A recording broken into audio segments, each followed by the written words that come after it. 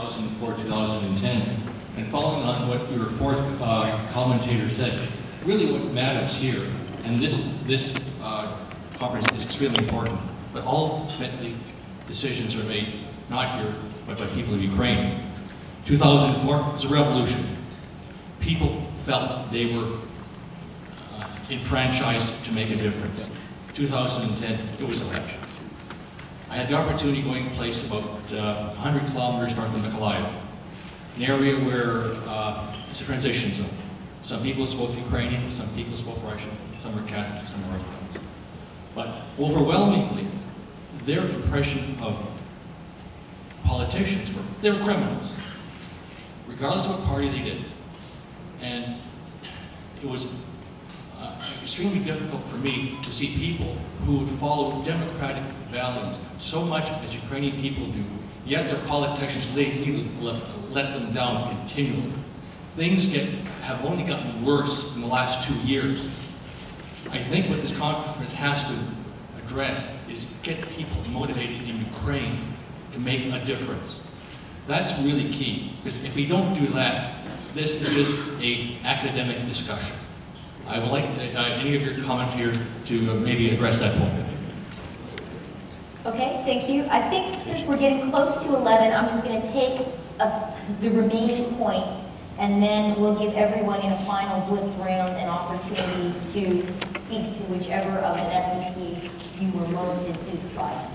Okay, Crossroads. I'll start with directing my question to Mr. Melia.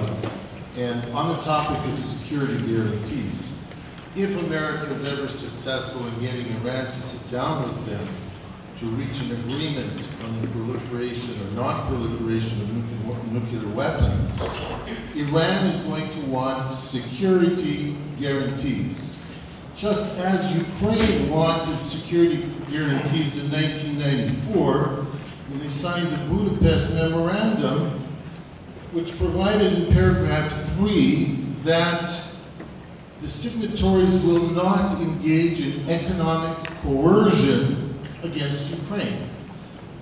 America signed that. Mr. Sheriff, feel free to weigh in on this because the UK signed that. China and France gave diplomatic memos also agreeing to the security guarantee. Russia has for years engaged in economic coercion against Ukraine in gas and in numerous other areas. They're engaged now in a policy of linguicide, ethnocide. You have, in fact, an incremental occupation of Ukraine by people that perhaps are more loyal to Russia in the security service, Ministry of Defense, etc. So what does this security guarantee mean? It appears to mean nothing to the United States, who signed it. It appears to mean nothing to the United Kingdom, who signed it.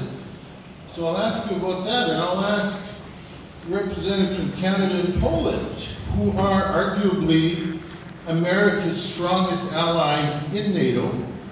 Should Canada and Poland seek to get America and the United Kingdom to put some teeth into this agreement, which admittedly is a weak agreement, but nonetheless, security guarantees.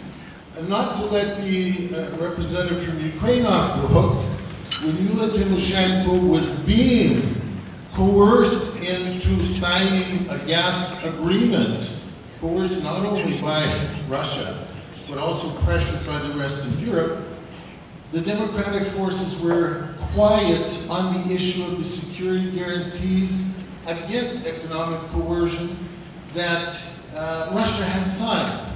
You sat quiet, you're still sitting quiet now about the security guarantee. When is the opposition, now opposition, formerly government, going to talk about this agreement and say, what does the security guarantee mean when we gave up nuclear weapons? Okay, I think we got it. I'm just going to take 2 more. Please be very quick because it's 11 o'clock now. Even Khan Bogdan thinks it's time for us to wrap up. So, just a sentence each, please.